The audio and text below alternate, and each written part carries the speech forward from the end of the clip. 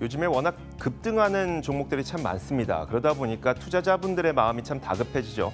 남들은 다 큰 돈 벌고 있는 것 같은데 나는 그동안 뭐 했나라고 생각이 들면서 급등하는 종목들에 자꾸 눈길이 가게 됩니다. 그 가운데 우선주의 급등이 눈에 많이 띄고요. 그러다 보니 우선주 가운데 최선호주는 이런 것이다라고 하면서 광고하는 혹은 홍보하는 것들도 눈에 많이 띕니다. 자, 지금 시점에서는 우선주의 급등이 현혹되지 않았으면 좋겠다는 바람이 있어서 오늘 내용을 전해드리게 되는데요. 자, 먼저 최근 우선주가 얼마나 많이 급등을 했었는지 한번 살펴보도록 하겠습니다. 최근 급등했었던 우선주들은 대부분 대북 관련 우선주들입니다. 현대건설 우선주가 14거래일 만에 774%나 급증을 했고요.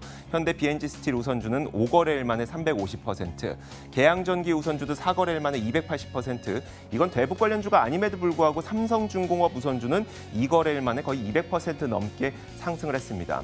그런데 이런 종목들의 공통적인 특징을 한번 살펴보니까 급등하기 전에 이들의 시가총액 규모는 거의 한 40억 원에서 50억 원 정도로 매우 시가총액이 작은 종목들 위주로 급등세가 나타났다는 겁니다. 이렇게 시가총액이 한 40억 원에서 50억 원 정도의 아주 작은 종목들이라고 한다면 주식 투자하면서 한 10억 원 정도의 운용자금을 운용하고 계시는 분들도 꽤 많은데 혼자서도 주가를 급등시킬 수 있을 만큼 작은 규모의 시가총액 규모라는 겁니다.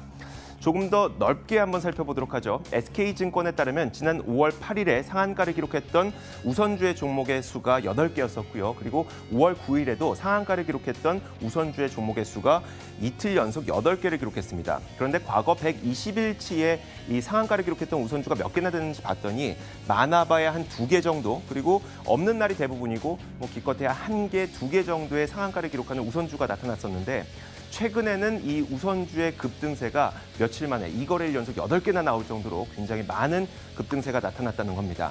그러면 우선주가 다 같이 올랐을까? 요즘은 우선주 장세이냐? 사실 그건 또 아니라는 건데요. SK증권에 따르면 우선주 가운데 급등하고 상한가를 기록하는 종목의 수가 이렇게 많다면 당연히 우선주의 시가총액 규모는 늘어나야 마땅하지만 실제 이 기간 동안 우선주의 시가총액은 줄어들었다는 겁니다. 그 5월 8일 이전에 우선주의 시가총액 규모가 한 58조 원 정도가 되었던 게 상한가를 기록하고 급등하는 우선주의 개수가 그렇게 많아졌음에도 불구하고 오히려 시가총액 규모는 한 55조 원 정도로 3조 원 정도의 우선주 시가총액 규모가 날아가 버렸다는 겁니다. 그럼 도대체 급등하는 종목이 이렇게 많았음에도 불구하고 왜 우선주의 시가총액이 날아갔을까요? 바로 우선주 가운데도 시가총액 규모가 꽤 큰 종목들이 있습니다. 삼성전자 우선주라든지 현대차 우선주 혹은 LG전자 우선주 이런 종목들이 한 4에서 5%가량 밀리게 되면서 대형 우선주 가운데 시가총액이 다 날아가 버리고 소형 우선주들이 급등하는 현상이 나타나면서 마치 우선주가 다 같이 올라가는 것 같지만 결국은 우선주는 별로 오르지 않았던 그런 현상이 나타나는 겁니다. 정리를 해보자면 이렇습니다. 유가증권 시장에 상장된 우선주의 개수가 총 115개가 되는데 최근 며칠 사이에 급등한 우선주가 많이 눈에 띄는 것은 사실입니다만 실제 시가총액 상위에 있는 우선주들은 대부분 주가가 밀려나면서 시가총액을 날려버렸었고요. 급등했던 우선주들은 대부분 작은 40억 원, 50억 원 정도밖에 되지 않는 아주 작은 우선주 위주로 주가의 급등이 나타났다는 겁니다. 이런 시총 규모가 작은 우선주들은 사고 싶은 사람들이 몇 명만 나타난다고 하더라도 주가가 크게 오를 수 있는 건데요. 그러다 보니까 물론 이런 종목들을 예전부터 들고 계셨던 분들, 급등하기 전부터 들고 계셨던 분들은 아무 상관없겠지만 지금 와서 나도 한번 상한가 경험해봐야지라고 투자해보고 싶으신 분들은 이런 급등하는 우선주에 현혹되지 않았으면 좋겠는 첫 번째 이유가 이겁니다.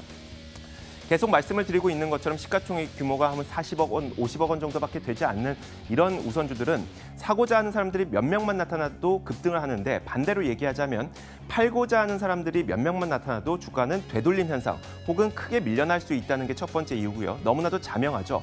두 번째 이유가 더 중요한데 2013년 7월부터 시행됐던 제도가 있습니다. 한국거래소에서 시행되고 있는 종류주식 우선주 퇴출 제도라고 하는 게 그 내용인데요. 이 제도의 내용을 읽습니다. 일정 기간 동안 거래량이 너무 적거나 혹은 시가총액 규모가 너무 작게 유지되는 경우에는 이 종목은 상장 폐지 요건에 해당한다라고 하는 게 이 종류주식 우선주 퇴출 제도의 핵심입니다. 그런데 일반 보통주의 경우에는 내가 너무 높은 가격에 사서 좀 투자에 실패를 했다고 하더라도 한 1년이고 2년이고 혹은 업황이 개선될 때까지 몇 년만 기다리면 다시 한번 기회는 찾아올 수 있는데 이런 급등했던 우선주들, 특히 시가총액 규모가 작았던 우선주들은 이건 버틴다고 하더라도 이게 기회가 다시 찾아온다기보다는 오히려 거래량이 너무 없고 시총 규모가 너무 낮다 보니까 오히려 상장 폐지 위기까지 처할 수 있다는 점을 알고 계셔야 될 것 같습니다. 물론 이거 무섭다고 투자 안 하고 저거 무섭다고 투자 안 하면 언제 돈 버냐라고 말씀하실 수도 있겠지만 대부분 이런 종목에서 투자했다가 실패하시는 분들은 이런 위험성을 제대로 파악하지 못한 채 투자하시는 분들이 많아서요. 오늘은 이런 내용을 짚어드려봤습니다. 시장을 읽는 남자입니다.